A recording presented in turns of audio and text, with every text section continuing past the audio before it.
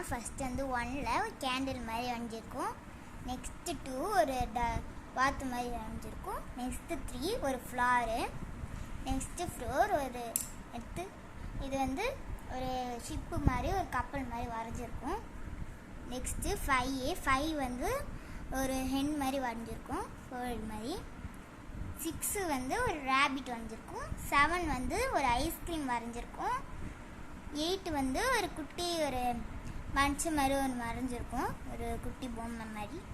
அடுத்து வந்து ஒரு 9 வந்து ஒரு பேரட் மாதிரி கிளி வரைஞ்சிருக்கும், பேரட்.